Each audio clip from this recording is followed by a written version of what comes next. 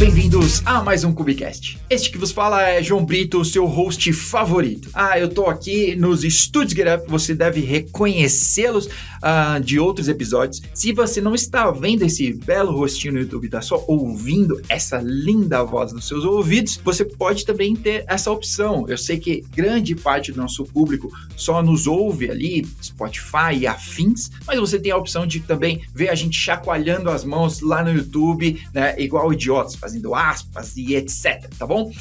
Então, fica à vontade, a gente tem todas as opções. E se, por acaso, você tá procurando numa plataforma e não tem, me avisa, era pra estar lá. Eu tô fazendo mal o meu trabalho, tá bom?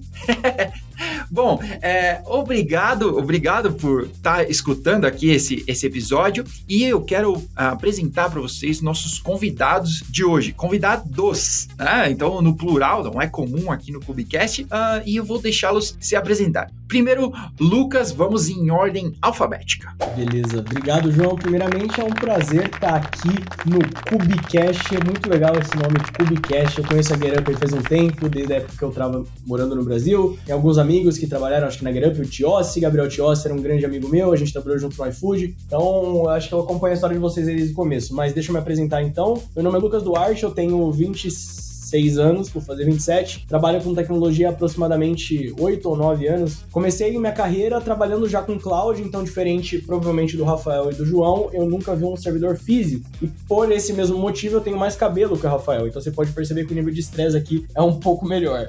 Mas hoje eu trabalho na Amazon, sou arquiteto de soluções na Amazon, especificamente aqui em Austin, atendo ISV, que são Independent Software Vendors, ou seja, pessoas, clientes que constroem SaaS, na maior parte das vezes, em cima da AWS. Então, a escala desses clientes que constroem SaaS normalmente é muito, muito grande mesmo. Eu posso citar alguns: New Relic, Datadog, Slack, são empresas que constroem software e fornecem esse software de uma maneira SaaS. Então, esses são meus principais clientes. E desde que eu comecei a trabalhar com tecnologia, eu acho que depois de um ano, assim, bem rápido, eu comecei a mexer com Kubernetes. Acho que eu tô mexendo desde a versão 1, 11, 12, alguma coisa assim. Faz um tempo já. E é isso, galera. Agora eu tô aqui nos Estados Unidos e eu tenho um canal no YouTube. Então, se vocês quiserem me seguir, o cara editor, já tá fazendo plug deixa logo. aqui, ó. Casaltin, eu falo sobre como você consegue arrumar uma vaga de TI nos Estados Unidos. E já tô fazendo meu jabá também, né? Então, por isso você tá aqui, então, né? Não, então é uma das motivações. Bem, a gente tinha acertado. Eu ir primeiro, que era a ordem de beleza. Você... Entendeu? Primo, não vamos deixar isso barato, porque ele já começou jogando na nossa cara que tem 26 anos. Eu acho isso completamente errado da parte dele. Que louco! Isso é egeísmo, hein? Isso é egeísmo. Egeísmo? Rafa, por favor, se apresenta aí pro pessoal. Bem, eu sou primo do João, distante. A gente ainda tem que achar... Você já fez 23andMe ou Ancestry.com, alguma coisa dessa? Não, vamos achar nessa árvore. Não, eu vou mandar um kitzinho pra você, porque eu tenho os dois, a gente vai achar um ancestry em comum, né? Tá bom. Eu não consigo falar português direito. Brito quase não é comum, né, Brito? Não, minha família é Brito com 2 T's. Eles erraram na certidão e virou Brito com um T, que é mais raiz, né? Mas você vê, eu gaguejo um pouco porque eu já tô nos Estados Unidos há 23, 24 anos. Tô na área há 30 anos. Comecei com Novell Network, HPUX, etc. Então, eu tô com Kubernetes. Meu primeiro Kubernetes em produção foi de 2016, versão 1.3. Trabalhei para o Citigroup, foi ali um grande aprendizado de começar do Kubernetes do zero. Quando eu saí, a gente já tinha 500 aplicações em produção no Google, no Amazon, etc. Mas antes de Kubernetes, eu sempre trabalhei com outras plataformas, Grid, Veritas, Linux. Tirei minha primeira certificação do Linux em 2002 e primeiro Linux em produção em 98. Motivo de orgulho isso, hein? É claro. Na época que Linux era piada. Piada, verdade. Eu botei o Linux no Trading Floor. Eu trabalhei no Stock Exchange.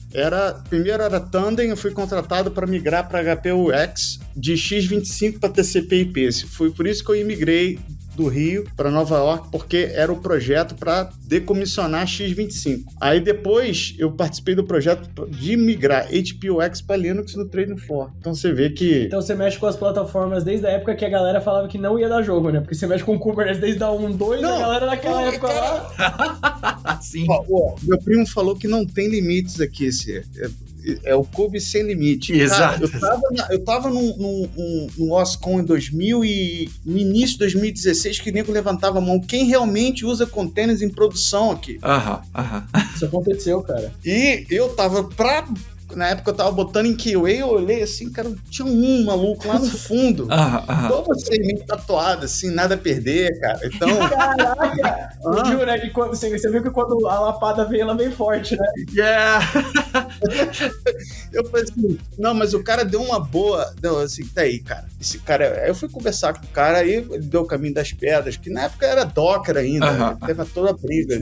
Swarm era Mesos. Eu cheguei a botar Mesos no banco, trabalhei pro Citigroup, né? Foi ali que eu fazia o grid, fazia Mesos, depois... Bem... Falecido Mesos. Eu já falei demais, hein? Foi igual você, cara. Já trabalhou demais. Você viu? É verdade. Foi mal. Tem uma história dessa que eu não fui nessa KubeCon de 2016, mas que dava numa sala, né, a galera, a gente teve na última agora, da França, e tinha 12 mil pessoas. Não, cara, ano passado a gente foi na de Chicago, João, insano, cara, insano a quantidade de gente que tinha lá, velho, sério, lotado, muito louco, né? Muito da hora.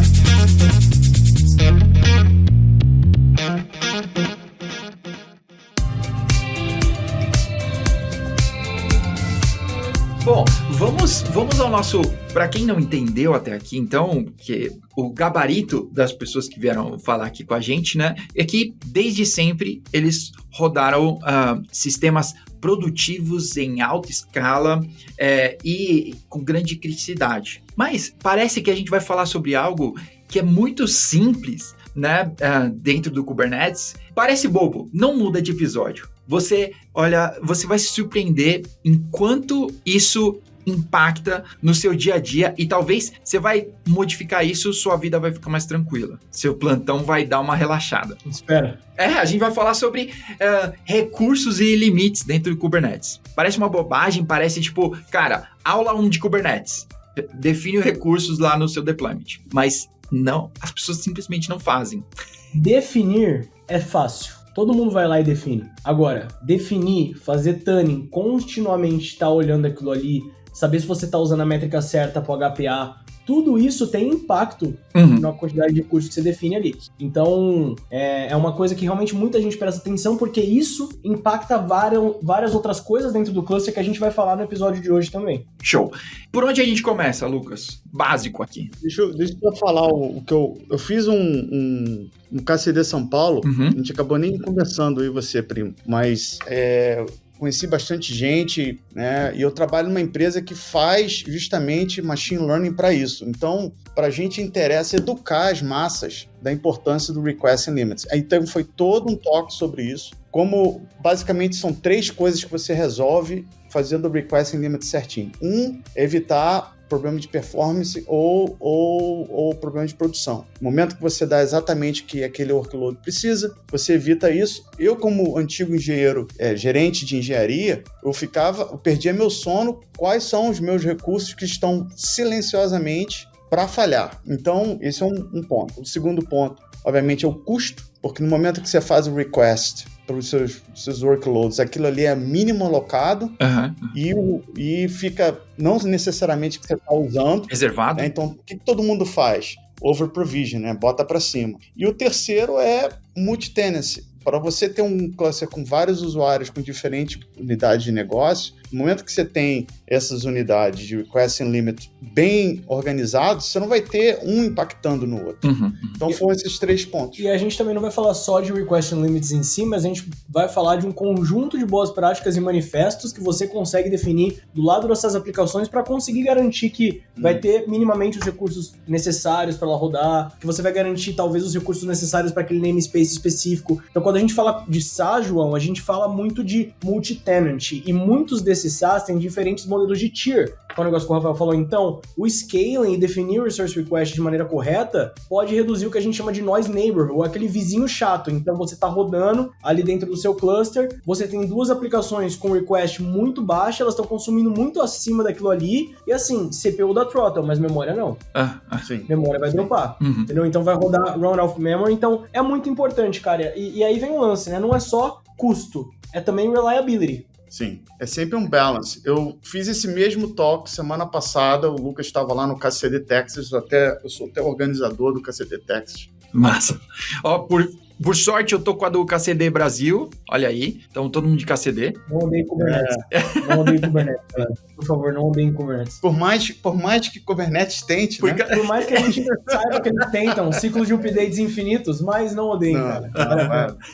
Ó, tô fazendo coraçãozinho pra galera que tá só escutando.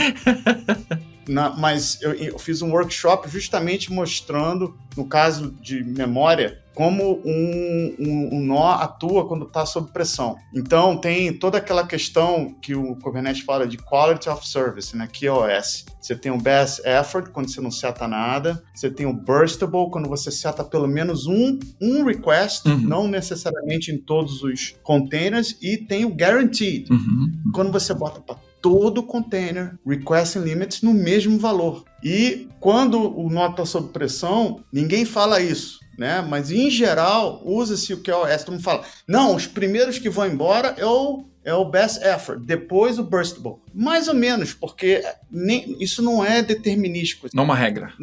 Ele tenta, né? O Kubernetes tenta, mas às vezes o nó tá tão problemático, quem vai mandar embora esses workloads é o próprio Linux. Então, você tem essas situações no qual realmente você tem o QoS, mas ele não dá para cravar quando você está num problema de memória, quem vai sair fora. E no meu workshop, depois eu vou botar o link aqui, o passo a passo para reproduzir, né?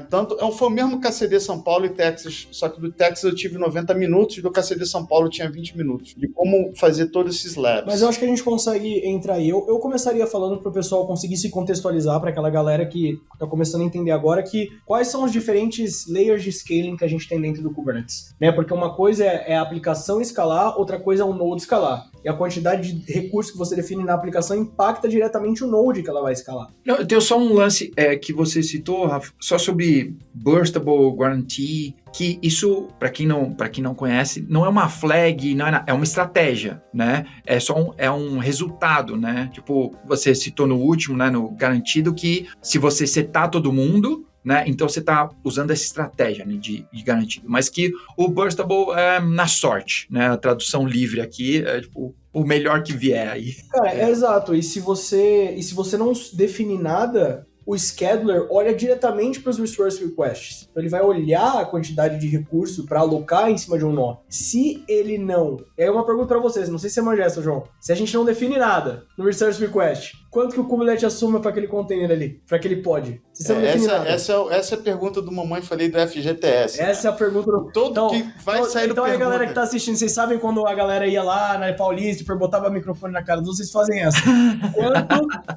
Quanto de resource request é definido quando você não define nada? Não, a pergunta no Burstable, quando você não define um request... Foi o que eu acabei de falar. O scheduler, ele tem que fazer... Ele pega o request e associa um nó. Ele não vai botar... Quando você bota 0, o que quando você não coloca, faz? E aí fica pitando no seu VS Code lá e tá amarelo, o que acontece? Essa é a grande pergunta. Eu ofereci um prêmio... Eu ofereci R$50 no meu KCD São Paulo. Tá. Não, tava em São Paulo. Por isso que aqui em Austin foi uma panela. Eu não falei que era uma panela. Eu falei que era um prêmio. Agora, cara, pro KCD São Paulo eu falei 50. Um abraço pra galera que sabe o que é 50.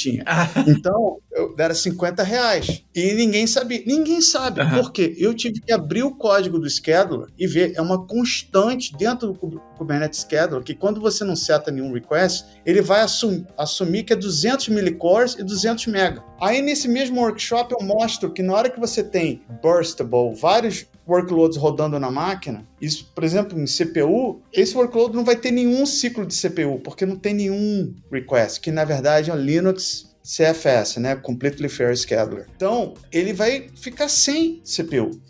Mas o scheduler foi lá e colocou naquela máquina. Então, mano, o grande lance imagina você não define pra nada. E aí você basicamente vai jogar os seus pods lá pra eles brigarem. E um pod vai começar a consumir recurso do outro, da mesma maneira que, se você definir o request muito baixo e seu pod sempre estiver operando no limit, a mesma coisa vai acontecer. Sim. Vai ser throttle, vai ter noise neighborhood. Sim. Então, o research Resource Request é muito mais importante até do que o Limit. Inclusive, aí eu quero saber a opinião da galera para deixar aqui no comentário, se vocês definem só Resource Request, só, obviamente, espero que não só Limit, ou os dois. Aí, sobre isso, vocês definem o mesmo valor ou valores diferentes? Não, isso aí é uma guerra religiosa. Exato, mas aí não é engajamento nos comentários. Por quê? Cara, porque, como eu falei, né, se a gente pensar nos layers, eu não sei, João, se tem alguma coisa pra comentar, mas eu acho que, então se a gente pensar nos layers de scaling, a gente fala, primeiro para escalar uma app, a gente precisa de um HPA, certo? Ou de um VPA. Tá, define o que é VPA, então, primeiro. Beleza, HPA, para quem não conhece, é Horizontal Pod Autoscaling, VPA é Vertical Pod Autoscaling. O HPA é muito mais utilizado que o VPA, porém existem use cases que você consegue utilizar o VPA. Mas quando o VPA... Bem, o VPA serve para aumentar a quantidade de resource requests verticalmente da sua aplicação. Eu não vou falar mal do VPA, eu sou fã de qualquer coisa que você use para configurar um request. Né? Na verdade, nessa guerra religiosa de request and limits ou só request, eu sou um convertido. Você usa os dois? Eu usava os dois. E eu achava que tinha que usar, por exemplo, para CPU, Request Limits. Porque meu background, cara, era do banco. Um environment de alta regulamentação. E eu tinha muito noise neighbor. Então eu botava request limit da CPU e memória. E tem a galera, aí descobriram um bug no kernel, né, que ainda deixava mais lento ainda, etc. E virou essa guerra religiosa, né, o Holy War. O que eu normalmente falo, cara, quando você tá começando a trabalhar com cluster, eu defino sempre, é o que eu recomendo, mesma quantidade de CPU e memória para request limits. Exatamente igual, porque pelo menos você sabe que tá garantido. Cara, mas aí e pra produção até tudo, mas, cara, desenvolvimento e homologação. Tudo bem, cara, mas eu tô falando, tipo assim, de uma estratégia produtiva onde você vai começar a fazer rollout gradativo e depois fazer fine tuning dessas métricas. Mas né? O que acontece? Porque as pessoas botam e vão embora e esquecem. Então, mas é exatamente por isso que a gente tá fazendo entendeu? Não, mas só pra terminar, eu trabalho pra essa empresa chamada Stoneforge, que a gente calcula isso. E a brincadeira que eu tenho com o meu CTO, que é britânico, não vai ler, não vai escutar isso, obviamente, mas um abraço pra ele. Ele me chamou no LinkedIn, assim, estamos fazendo isso. Isso eu já estava sofrendo isso há anos no Citigroup. E já estava na VMware na época. Fiquei 3 anos na VMware. E ele falou assim, estamos resolvendo esse problema. Que era um problema que sempre me deixou. Eu acho que está quebrado no sistema do ecossistema da Kubernetes, até o próprio VPA. Se você rodar o VPA, você não pode rodar o HPA. Então todo mundo roda o HPA, que é o Horizontal Virtual. Pode autoscalar. Mas aí a gente começa a entrar num outro paradigma, né? Nós deveríamos, enquanto construindo microserviços, escalar esses microserviços verticalmente? Eu acho que não. A Stormforge fala que você pode fazer os dois. Tudo bem, mas eu acho, e essa, pessoal, minha opinião apenas, nenhuma recomendação na Amazon nem nada, tá? Importante deixar isso claro. Mas o microserviço, a natureza dele, tá escrito no book da Susan J. Flower, no livro da Susan J. Flower, que um microserviço é o nome do livro basicamente é Microserviços Ready for Production, prontos para produção. Tá escrito que o microserviço precisa fazer apenas uma atividade muito bem feita. E aí, se ele precisa fazer apenas uma atividade muito bem feita, ele tem a natureza dele que se segue 12 Factors App, ele precisa ser stateless. Enfim, se a gente estiver falando de uma aplicação Cloud Native. Nesse sentido, eu não vejo escalar verticalmente tendo algum benefício nesse caso. Falando de microserviços, falando de arquitetura altamente distribuída, onde a gente consegue escalar em número de réplicas. A gente tinha combinado de concordar tudo que você... A gente tinha combinado de concordar.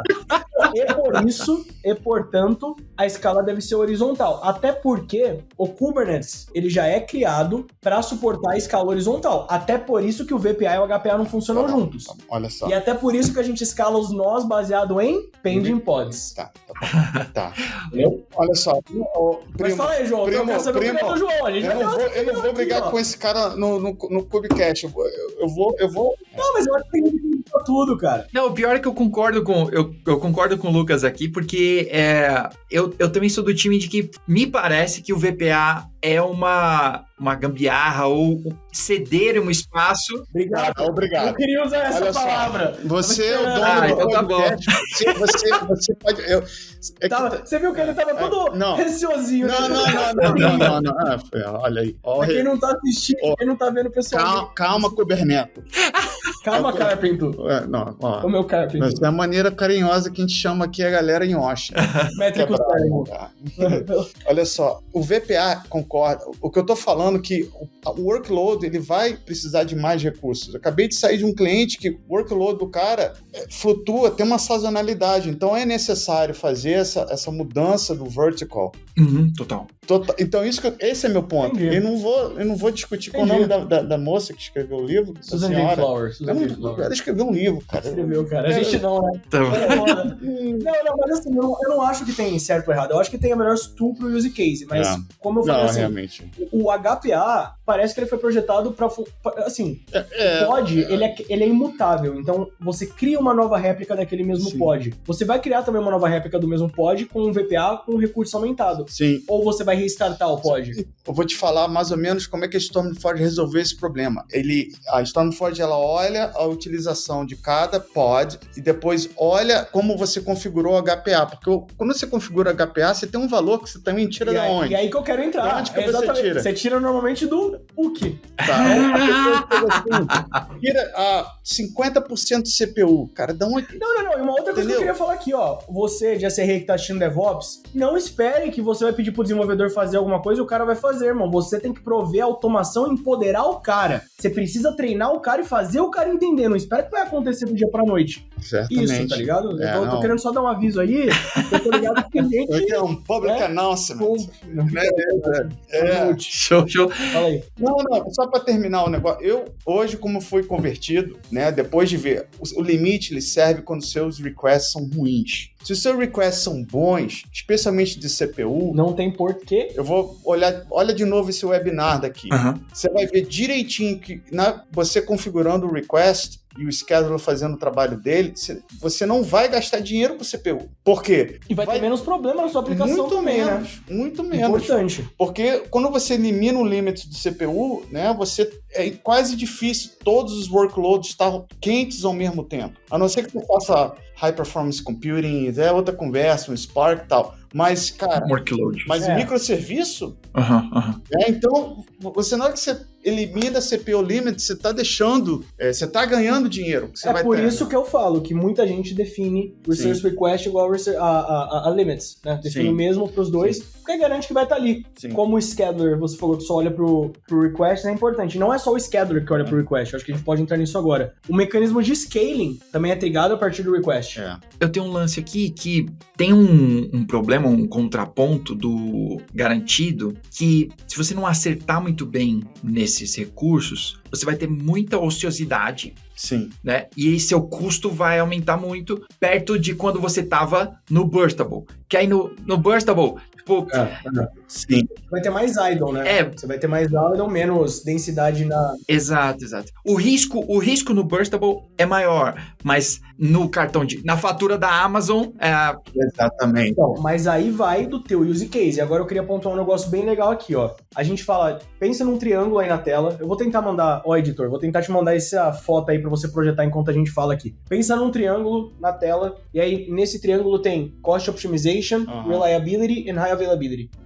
Beleza? E aí você tem uma bolinha no meio. Quanto mais você puxa essa bolinha para um dos lados, mais você está perdendo o outro. Sim. Então, se a gente puxar muito para reliability, a gente vai com certeza aumentar o custo. Se a gente puxar muito para cost optimization, a gente vai considerar que a gente vai assumir alguns riscos, por exemplo, de não ter instância disponível, de ter a quantidade de réplica disponível, entendeu? Então, assim, o grande lance que eu falo para todo mundo é achar esse balance. Porque você não vai querer também fully cost optimized sem se preocupar com resiliência.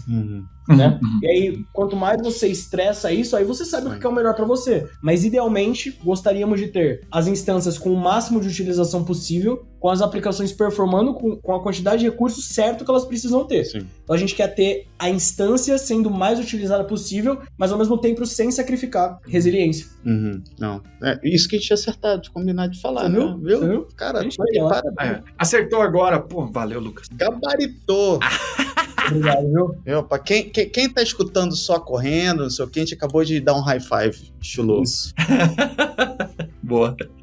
Tá bom, então, beleza. Dito isso, então, agora sobre escala, né? Isso impacta diretamente na escala, né? No HPA, em como as aplicações vão escalar, mas como diretamente? Tá, eu vejo que primeiro é importante entender o processo de scaling do Kubernetes em si, né? porque o processo de scaling do Kubernetes, ele não vai primeiro olhando para os nós. Primeiro ele escala olhando para os pods que estão dentro do seu cluster. Então, diferente de quando a gente trabalhava só com EC2, que a gente escalava, a aplicação já era a EC2, né? A gente não tinha 2 níveis de abstração. Agora, se você pensar, a gente tem o nível da abstração que é o nó, e o nível da abstração que é o pod, e o nível da abstração que é o container dentro daquele pod. Sim. Então, a gente tem vários níveis de abstração. Então, é importante entender como o Kubernetes escala. Então, basicamente, a gente tem o Resource Requests, e aí, imagina que você está num evento de scaling, você aumentou o número de réplicas. O HPA trigou, aumentou o número de réplicas. O scheduler vai olhar para a quantidade de recursos que você definiu ali no Resource Request, e utilizando isso, ele vai mapear esse pod para dentro de um nó. Caso ele não ache um nó, ele vai trigar o Scaling Mechanism, o Scaling Componente que você está usando, que aí, no caso, os mais utilizados no mercado é o Cluster Autoscaler e o Carpenter. Então, ele vai trigar esse Scaling Mechanism, e aí cada Scaling Mechanism tem o seu próprio way, própria maneira de lidar com esse evento de scaling. Então, existem motivos. Cara, é difícil, eu te entendo. Você fica muito tempo falando inglês, você começa... E aí eu tenho certeza que vai ter um Zezinho aqui no comentário. Nossa, ele tá falando inglês, ele sabe falar português. Todo mundo aqui é educado, cara. Não, eu sei que tem, porque no meu canal acontece isso. No meu canal acontece isso. Mas aí, voltando então... Aqui não tem hater. Aqui não tem Obrigado, galera, a gente ama vocês. Mas esse é o ponto. Então, aí o Scaling Componente, depois que ele fez isso, ele vai trigar o Scaling do nó. Então veja que o scaling do nó apenas é trigado no momento que a gente tem pod in pending state. Aí você pode estar perguntando para mim, nossa Lucas, mas e se eu precisar escalar rápido naquele momento? Aí tem várias outras maneiras de trabalhar. Dá pra gente trabalhar com priority class, dá pra gente fazer over provision de um nó, pra você sempre ter um espaço disponível e definir prioridade para ele ser substituído, tipo, colocar um pod dummy para forçar o scaling e depois ele ser substituído pela sua aplicação. Então tem várias estratégias de resiliência, mas aí cada scaling mechanism trabalha esse scaling de alguma forma. Não, e ele falou do Carpenter, acho que a gente já comentou aqui, a gente fez um webinar em inglês há 2-3 semanas atrás, que a gente conta, é uma história, né? Você tem o CAS, Cluster Autoscaler, depois o Carpenter, que eu vejo uma evolução dessa, sou muito fã do Carpenter, e o Carpenter é tão bom que o próprio SIG de Autoscaling aceitou o Carpenter. Open source, cara. E assim, se você comparar os dois, eu acho que a gente não precisa, eu não sei se você quer entrar nesse ponto agora do podcast aqui, mas, cara, comparar a maneira que os dois trabalham é muito diferente, assim, porque você precisa definir os nós. Então, quando a gente tá falando de Kubernetes, a gente tem os nossos controllers, que nada mais são do que para estender o API server e para automatizar alguma coisa. Então, a gente tem o load balancer controle que é automação de load balancer, a gente tem qualquer outros controles que você pode imaginar aí, você tá entendendo o que eu tô falando. Então, a diferença principal do Carpenter pro Cluster Autoscaler, sem falar da questão de pod nem nada disso, se você precisar falar uma diferença é, o Carpenter existe um negócio chamado Node Pool, que é um Custom Resource Definition. Ou seja, você não precisa definir as suas instâncias antes de definir sua aplicação. Então você pode criar a estrutura do Custom Resource Definition do Node Pool e no momento que você lançar um pod que tiver em pending state, o Carpenter vai lançar esse nó para você. A única coisa é que o Carpenter não pode se autogerenciar, então o Carpenter precisa estar rodando num Core Node Group em algum lugar, mas a partir desse momento, você tem esse CRD. Cara, e pensar em CRD torna isso muito poderoso, porque a maior parte das pessoas faz deploy com Helm Chart. Se a gente quiser falar de isolation no ambiente multitenant, a gente pode empacotar o Carpenter CRD dentro da própria Helm Chart para fazer o deploy de um ambiente completamente isolado.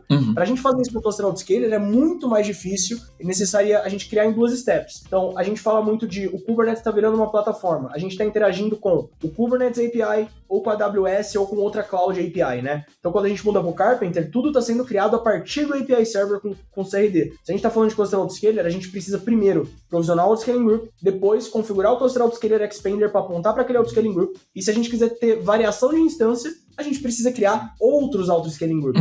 Então, assim, eu acho muito mais capado e limitado. E nesse webinar, a gente vai deixar o link, a gente explica justamente essa diferença. Por exemplo, no Citigroup, eu dependia de 2, 3 outras personas, né, outras equipes para fazer isso para mim.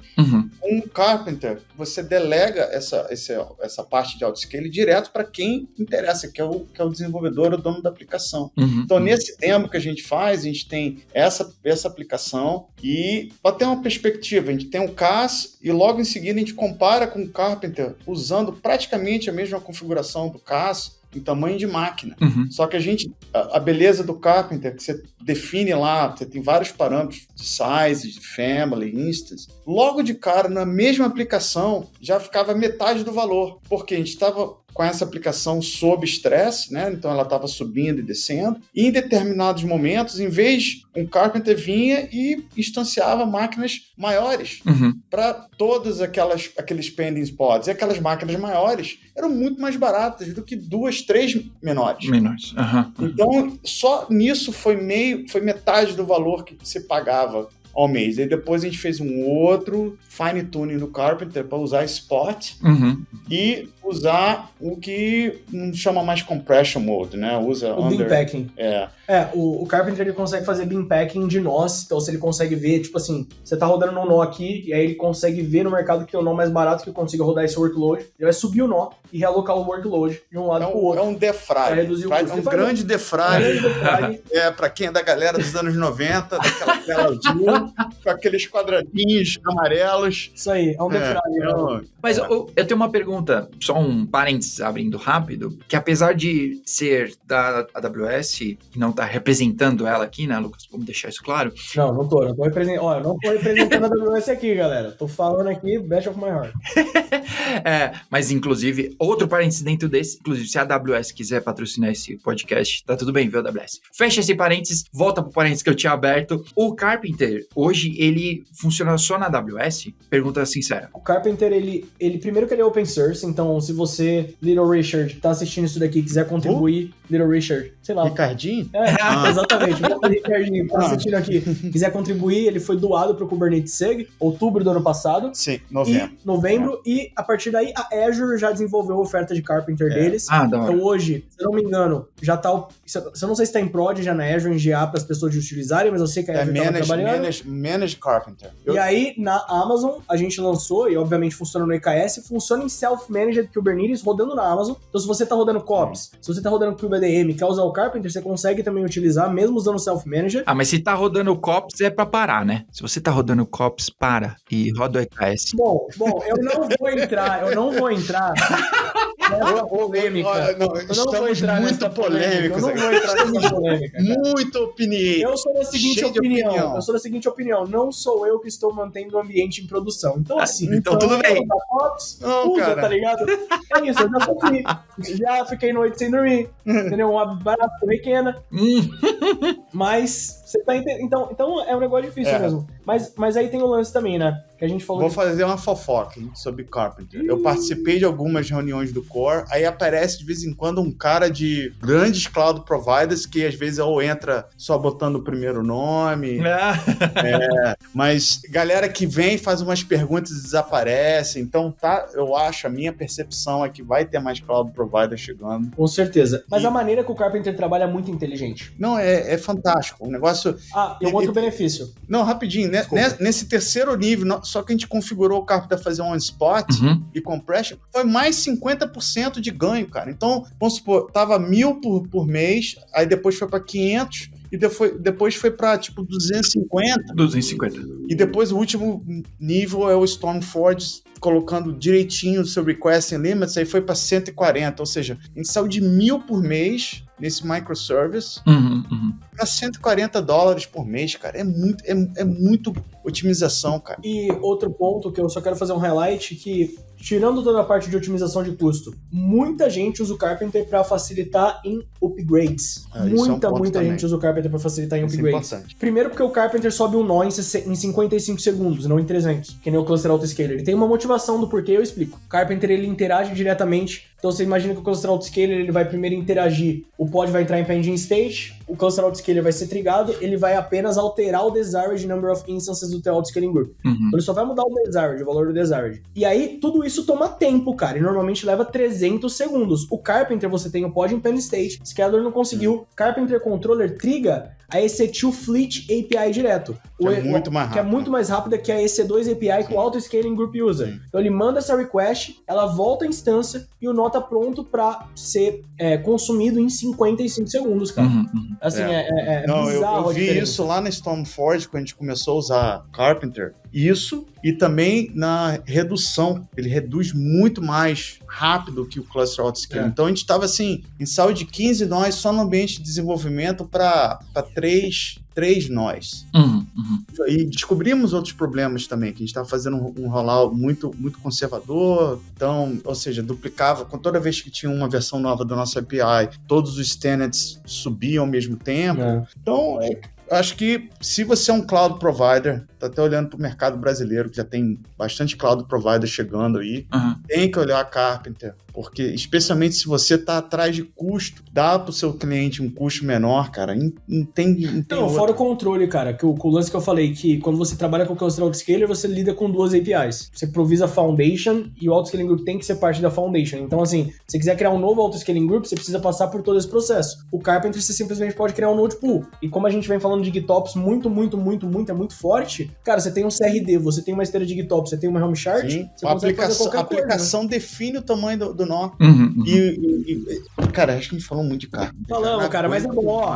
Eu tenho uma última pergunta ainda sobre o Carpenter versus Cluster Autoscaler, que o Cluster Autoscaler, ele é meio ruim para fazer day scheduler, né? O Carpenter faz isso bem assim? Muito melhor.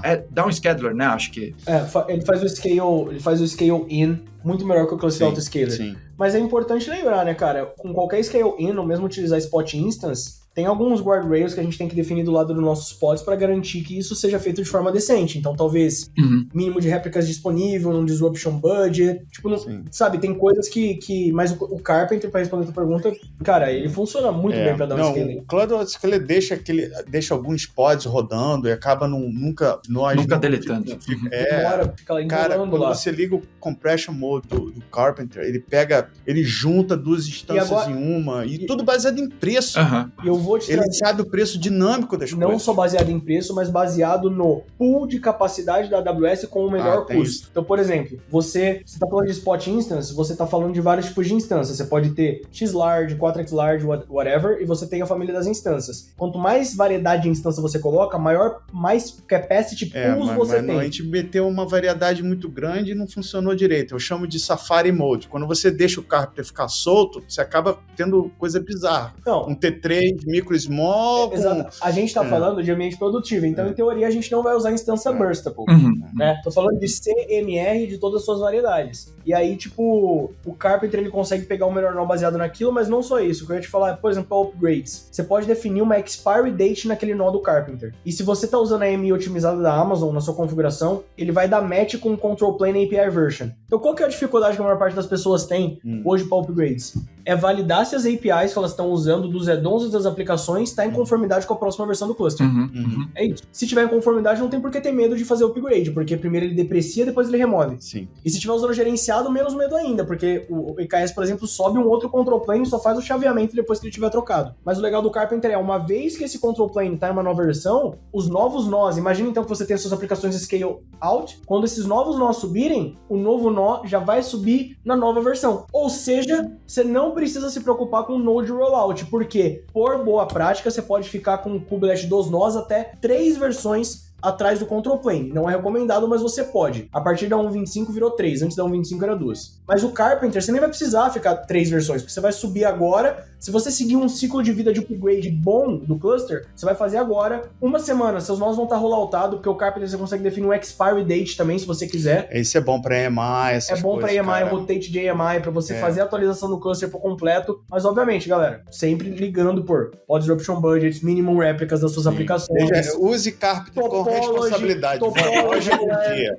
Vovó já dizia. Ao mesmo tempo que tem um benefício da gente colocar todos os pods no nó, também tem um malefício, porque a gente tá colocando todos os ovos na mesma cesta. Só que aí tem o lance, né? Beleza, ele vai fazer bin packing, se esse nó cair já era, então você tem que trabalhar pra fazer spread disso. Aí entra aquilo que eu falei lá antes. Cost optimization, resiliência. Achar um equilíbrio entre esses dois, né? Então, tipo, por exemplo, tem gente usando topology aware pra garantir que somente uma réplica da aplicação seja escalado naquele nó, pra ainda assim fazer bin packing, mas de workloads diferentes. Então não fazer bin packing do microserviço 1 dentro daquela instância. Com responsabilidade. Cara, não aguento mais falar. Não aguenta mais, né? Então vamos mudar, cara. Mas a gente não falou só de Carpenter, a gente falou de upgrade também, que é um problema latente pra galera aí, ó. Boa.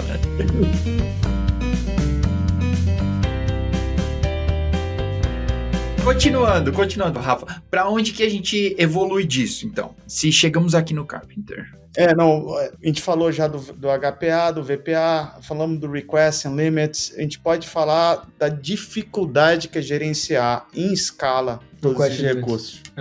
Para falar de dificuldade de gerenciar a escala, cara, eu acho que a gente precisa falar de primeiro entender como as aplicações get deployed, como elas são deployadas no cluster, porque assim, ou você copia manifesto, ou one size fits all, né? Ou você copia manifesto. Não, tô falando assim, tipo, ou você copia manifesto, ou você abstrai isso numa chart, e aí as pessoas consomem a sua chart. Essas duas maneiras de fazer deploy. Mas você tá querendo levar a conversa pra GitOps. Não quero levar pra GitOps, não vou levar pra GitOps. Eu tô falando aqui, ó.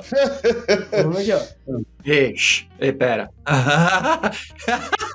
Vai falar de GitOps no Meetup daqui a 1 hora. Não, eu quero Eu também já não tô aguentando muito falar de GitOps, não, eu cara. Eu quero falar aqui um negócio. Você cria a Helm chart, você cria o deployment manifesto. Aí suponhamos que eu sou desenvolvedorzinho, tô lá, tal, fazendo o meu código, tô focado no meu use case. Cara, tem desenvolvedor escutando essa hora. Você não fala desenvolvedorzinho. Não, tudo bem. Isso é um podcast majoritariamente de operação. Se você é desenvolvedor, tem que aguentar. Beleza, então aqui o território é nosso, aqui é uma ditadura. Não, mas galera, eu também era dev.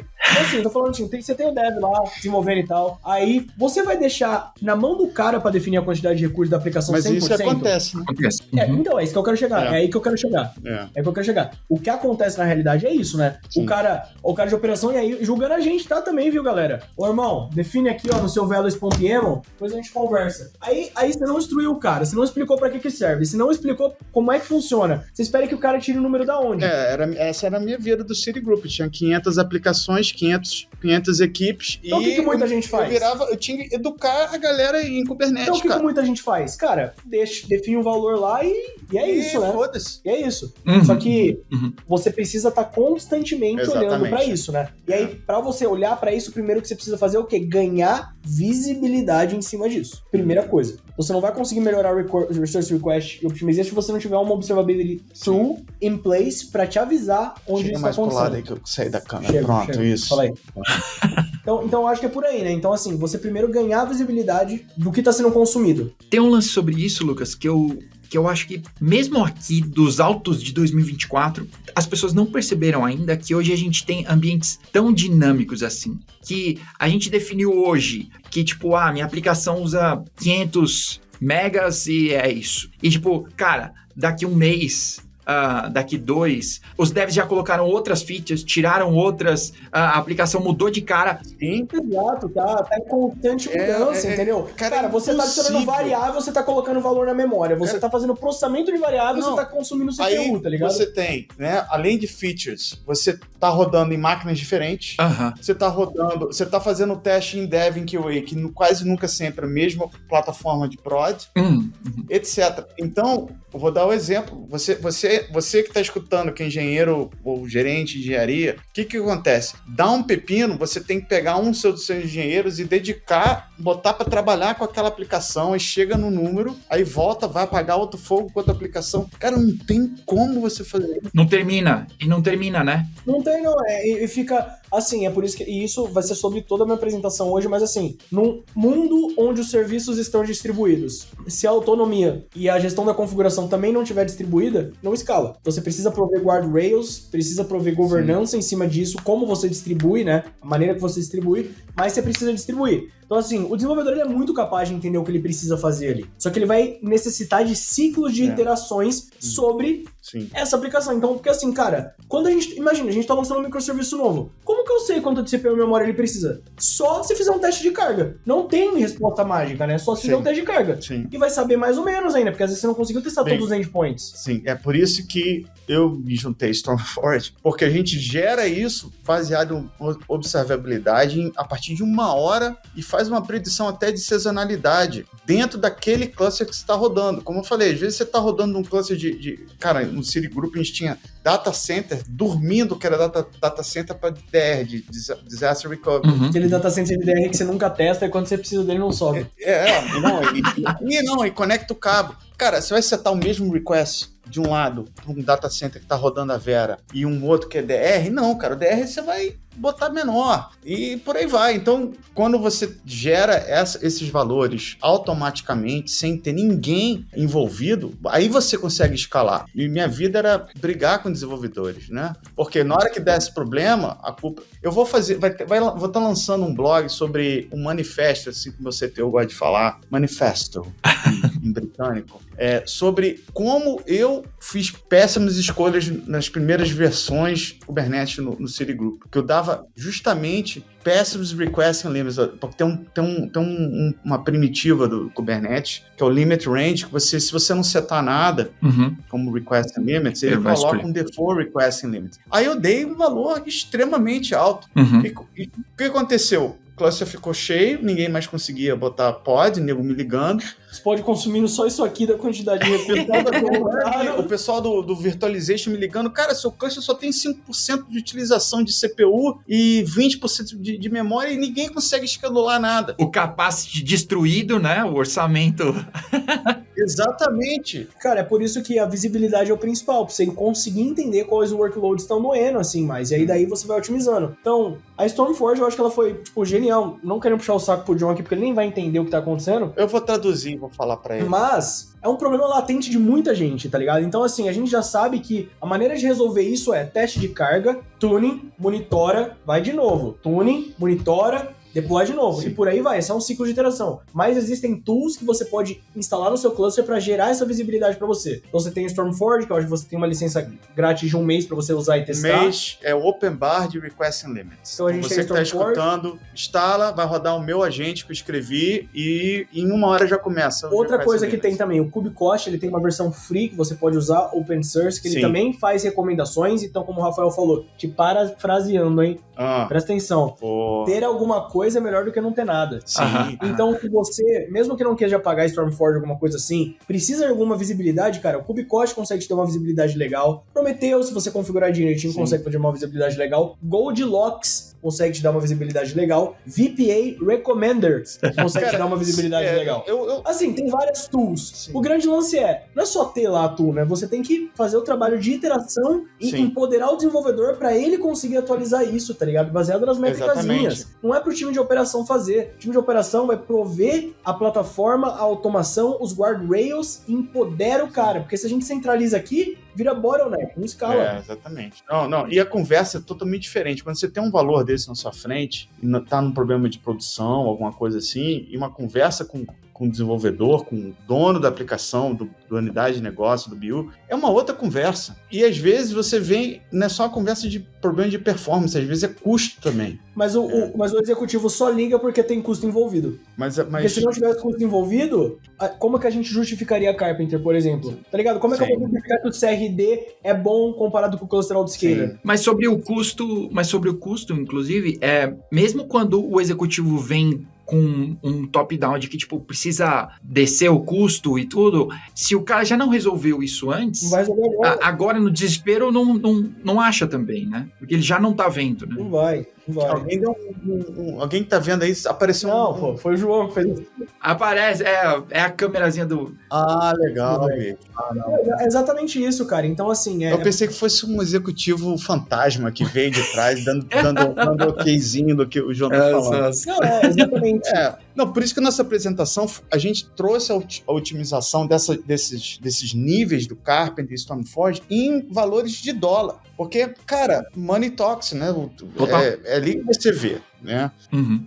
Por mais que a gente seja engenheiro, cara, vai ter sempre o executivo dizendo o que a gente tem que fazer, cara. Deixa eu parafrasear o Elon Musk de novo. Nenhuma decisão boa vem de executivo só de engenharia. Ele falou isso semana passada na conferência da SpaceX. Não fui eu. Então vocês briguem com o Elon Musk porque ele falou isso, tá? Só estamos jogando aqui no ar e tá lá no Twitter dele, inclusive. E aí até por isso que o Elon Musk, cara, é um cara assim, de verdade que ele... Cara, isso daí não precisa colocar no podcast, mas falando pra vocês... Ele faz parte da engenharia das paradas. Meu amigo trabalha na Tesla, ele tem reunião com o Elon Musk, ele é tipo um engenheiro, tá ligado? Eu vou contar uma história. Entendeu? Vou contar uma história, você pode botar isso no Cubecast. Eu fui para últimas cabeças, antes de entrar na Stormforge, eu fiz entrevista na Tesla. Foi com o Elon? Primeira entrevista, eu falei assim, cara, será que eu vou conseguir entrar na Tesla, não sei o quê. Eu fiz o CQA no final de semana, estudei, passei. Segunda-feira eu fui fazer a primeira entrevista lá na Tesla com 2 SRAs. Aí começou. Olha só, você está um dia na Tesla, aí dá um problema de produção. Aí o Elon Musk te liga e pergunta o que está acontecendo. Como é que você tenta ver o que está acontecendo? Ah, não, você dá um kubectl. Vou pro Twitter. Por quê? Aí, mais fácil, né? E como você tem? Deixa eu ver o que tá acontecendo aqui no Twitter. Não, cara, era um role-playing, era um negócio que era tudo... Não, agora o Elon Musk pegou um jato, está saindo de Austin para Califórnia, e ele te liga perguntando o que você deveria fazer para isso nunca mais acontecer. Ah, não, aí você faz um kubectl, edit, mas, não sei o quê. Cara, mas é o E eu passei na entrevista só com isso. Aí no final eu falei assim, cara, isso é uma piada? Tudo bem, cara. Não, é real. Não, verdade, talvez, cara. não sei o quê. Não, e tipo assim, ó, e falando a verdade, mas isso se você pensar nisso, é muito louco, porque o cara de negócio entende diretamente como a engenharia impacta o negócio dele e por que impacta o negócio dele. Mas aí a gente não, tipo assim, a maior parte das pessoas não entende isso. É por isso que, por exemplo, falar de cost optimization, o Carpenter, por exemplo, ele se vende por si só. A gente não precisa fazer força pra, oh meu Deus do céu, implemente o Carpenter. O negócio é bom, entendeu? Reduz o custo. Então, tipo assim, é diferente de eu falar, justificar pra um cara que é executivo por que eu vou implementar GitOps na esteira dele, sendo que ele tem um Jenkins que tá rodando. Sim. Tá ligado? Sim, qual que é o benefício que eu vou trazer coisa, disso? É agilidade? Mas é menos palpável, entendeu? Sim. É isso que eu tô querendo dizer. Desculpa aí, Mas pessoal. você colocou o Elon Musk nessa conversa. Não, mas eu queria deixar comentado o negócio. Não, conseguiu, né? Tá bom. Ó, eu tenho uma outra pergunta. Então, voltando, o Lucas falou um pouco sobre... e ele usou a frase que você falou antes da gente começar aqui, Rafa, que é sobre fazer... O ótimo é inimigo do bom, né? O ditado. Então, tipo, bom, fazer de alguma forma é melhor do que não fazer. Mas a gente tá tentando falar aqui também do suprassumo aqui, que é Stormforge. Mas a gente tem algumas, talvez, pelo menos no meu radar, a Stormforge ainda não existia até a gente se conhecer. Então tem algumas outras ferramentas que eu até já citei aqui no Kubecast, o KRR da Robusta e talvez as ferramentas de... Eu não vou colocar as ferramentas de monitoração aqui dentro, porque você precisa... É monitoração comum. Não é específico para isso. Ou você mesmo escreve também a sua aplicação. Tem gente que faz isso. O pessoal da Indeed, por exemplo. Foi o que eu fiz no Guia Bolso, mano. Então. Quando eu era SRE do Guia Bolso, a gente usava ECS. Sim. Eu salvei as métricas no Time Series Database, peguei o P95 e ficava abrindo PR pro repo do desenvolvedor. Sim. Os caras mergeavam, trigava o pipeline do Jenkins e ficava se auto-ajustando. O KRR, se não me engano, faz isso. O VPA faz o P95. A gente tem competidores que fazem coisa mais do que isso. A gente faz mais, são 2 Rapaziada. Calma aí, cara, deixa eu falar meu plug aí. São 2 PhDs de matemática de Harvard que escreveram. É bom demais. Não é um P95. É bom demais. Tem uma ciência, um reconhecimento de sazonalidade, no momento que você tem dados. Então, é um algoritmo diferenciado. E a gente tem esse componente que você instala, que é o applier, ele começa a aplicar os patches. Então, ele começa a gerar os patches. E é uma coisa super sensível. Quando eu entrei na Stormforge, eu falei assim, eu escrevi o applier, cara, vamos fazer uma coisa, fazer um fallback, etc. Porque se eu estou no Citigroup e eu ligo esse applier e eu gero um problema de produção, esse cara nunca mais vai rodar no ambiente. Então, tem que ter muito cuidado e fazer introduzir essas mudanças de uma maneira muito gradativa, responsável. Little by little. Então, a gente tem, por exemplo, tem um tuning. Você quer o quê? Confiança, reliability ou savings? Ou ser mais agressivo. Que é o lance que a gente comentou ou lá no meio.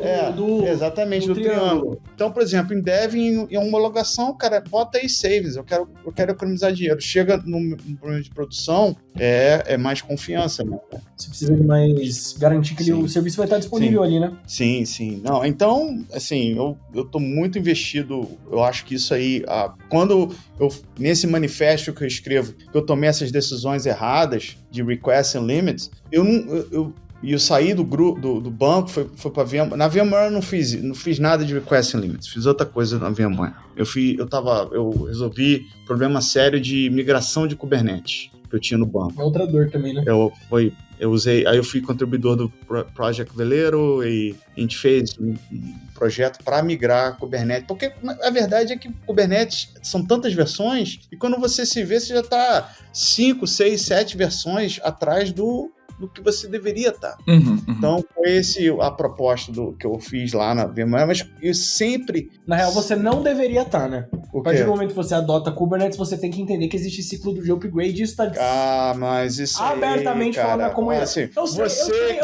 sei. Olha só, mas eu você tô que querendo está jogar- escutando, você Tô tem um jogando aqui, ó. ambiente de produção. Eu tô jogando lenha na fogueira. Se você Tô jogando fizer um lenha na upgrade fogueira. do Kubernetes, o telefone do Lucas é 5511.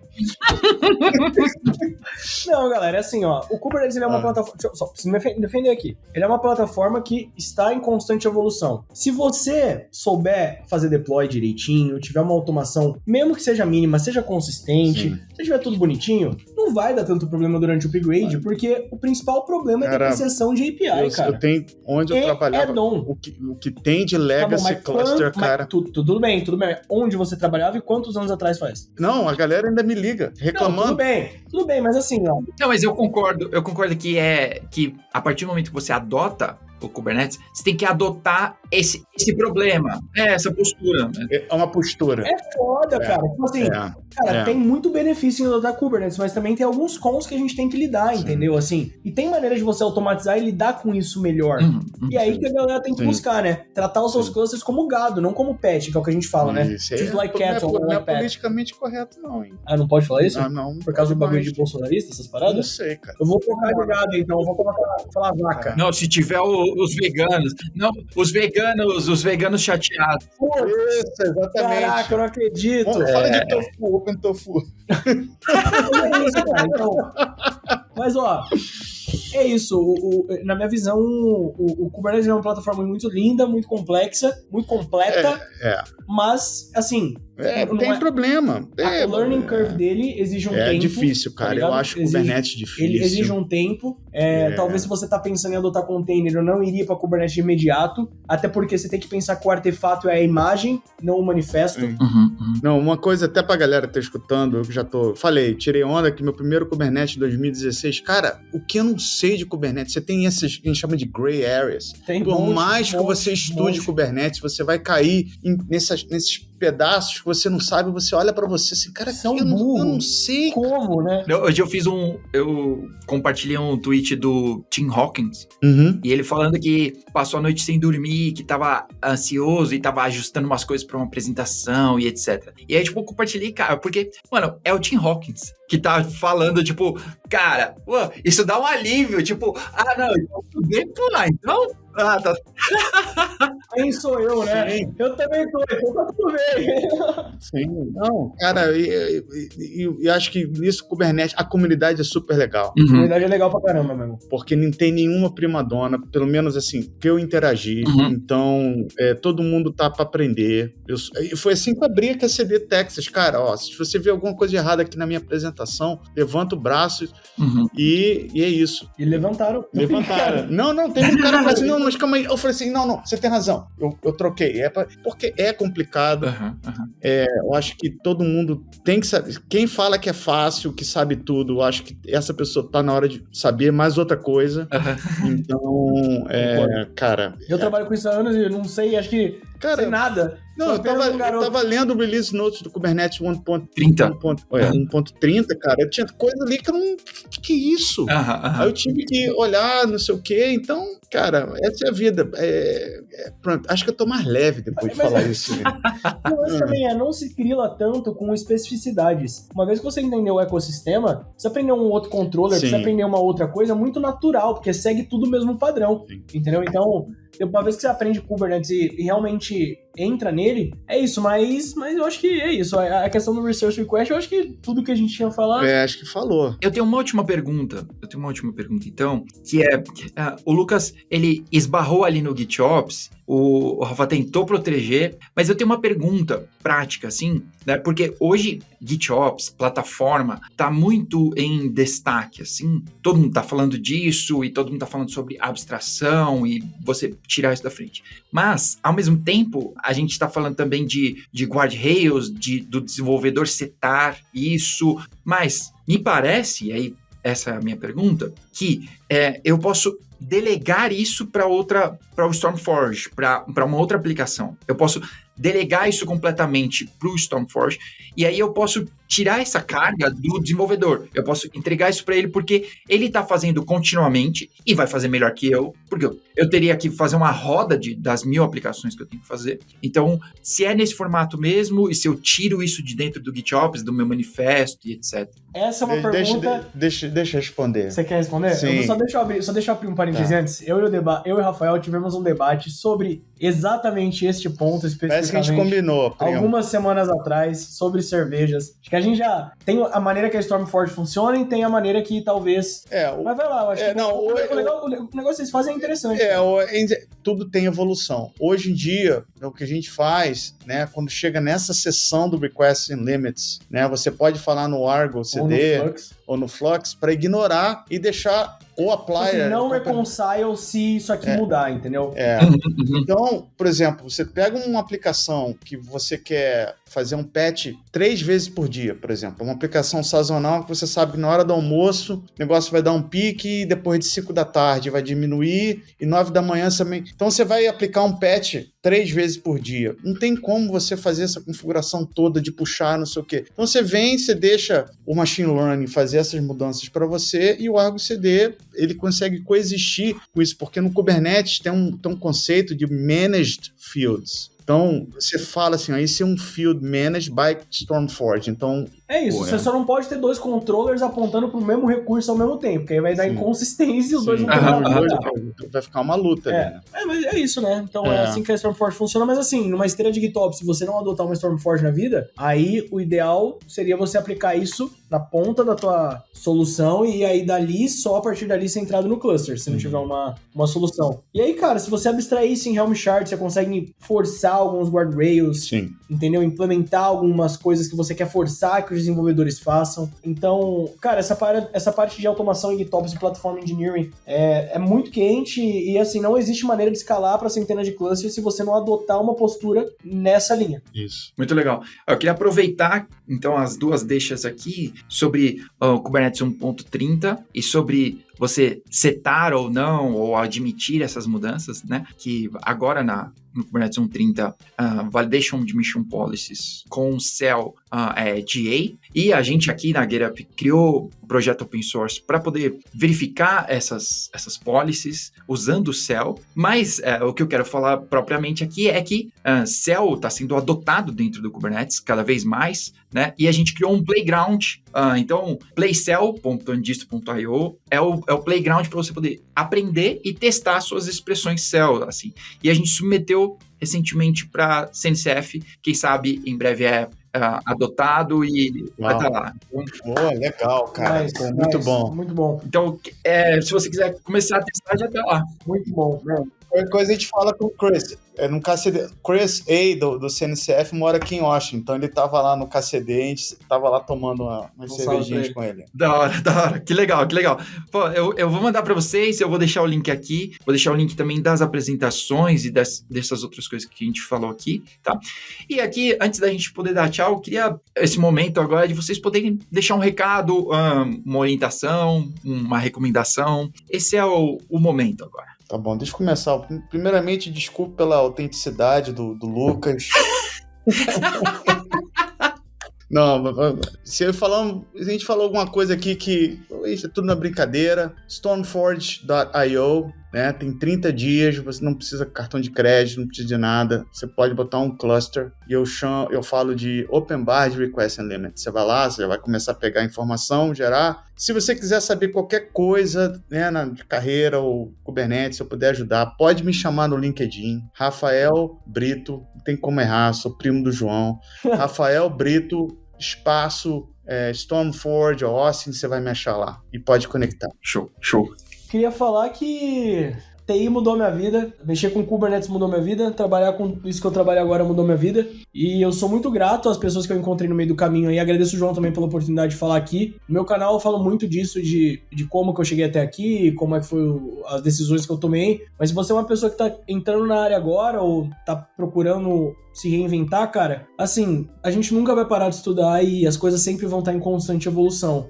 Então, assim, uma coisa que o Requena me falou, eu sempre repito em todo lugar que eu vou, você precisa saber a abstração que você tá, o nível abaixo da abstração que você tá e o nível acima. Então, se você tá trabalhando agora numa empresa que estão te falando assim, esse negócio de GenAI não é nada. Esse negócio de GenAI vai passar. Não vai passar. Isso aqui só vai aumentar, entendeu? E essa é a nova... Eu tô parafraseando o Ramaswamy, que é o VP de Machine Learning da Amazon. A GenAI é a nova revolução depois da internet. O Mark Zuckerberg falou isso, o Elon Musk falou isso, várias pessoas falaram. Então, assim, se você não tá aprendendo como a GenAI consegue te ajudar no teu caso de uso que você tá trabalhando hoje, você tá fazendo alguma coisa errada. Então, assim, da mesma maneira que falava que o Kubernetes ia passar, vamos falar que a GenAI ia passar. E quem vai ficar na frente vai ser as pessoas que estiverem utilizando a IA para trabalhar em conjunto com você e não suprir o teu trabalho. Porque o ser humano com a inteligência artificial junto consegue fazer um monte de coisa. Tinha projeto que eu demorava semanas e semanas pra fazer. Demorei um dia pra fazer uma batalha entre modelos usando um modelo, tá ligado? Então, assim, é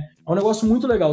A gente tá numa era hoje onde a informação é gratuita, a gente tem um assistente pessoal do nosso lado, então não existe desculpa pra você não aprender alguma coisa ou querer se especializar em alguma coisa, entendeu? Então, assim, esse é o meu recado pro futuro. Não seja preguiçoso, bota a bunda na cadeira e sobe os clusters aí, cara. Esse é um recado pra você? Pra mim do passado. Tá bom. Não tem segredo, cara. Testa, quebra a cara, volta. Testa, quebra a cara, volta. Testa, quebra a cara, volta e aí você vai aprendendo, mano. Então é isso. Usa a GenAI, use e abusa disso daí. Usa isso pra se jogar na frente dos outros. Entende como funciona. E se você entender a arquitetura, melhor ainda. Ano passado eu peguei pra estudar a arquitetura do Transformers, de como os modelos são construídos. Aí o lance que eu falei, de você aprender o lance abaixo da sua abstração e o lance acima. Porque fica muito mais fácil de você falar de otimização, de você falar de como é que funciona. Porque fazer deploy de modelo em Kubernetes é diferente. Tratar Resource Request Limits com GPU já é uma outra história, tá ligado? Tá bom. Então assim, galera, esse é o meu recado aí. Espero que vocês tenham gostado no meu canal. Desculpa, João. É isso aí. Olha aí. Não, olha, então, obrigado primeiramente, obrigado a vocês pelo tempo, por compartilhar isso aí, porque é uma questão importante e que a gente vive voltando nesse assunto, né? Então, eu acho que é um assunto delicado, inclusive, né? E que a gente tem até umas flames aí no meio, mas eu acho que o recado que vocês deixaram é o mais importante. Tipo, começa a fazer, que isso vai te salvar muitas horas, assim. Então, obrigado mesmo pelo tempo de vocês, obrigado para quem escutou a gente até aqui, um abraço, até o próximo episódio. Tchau!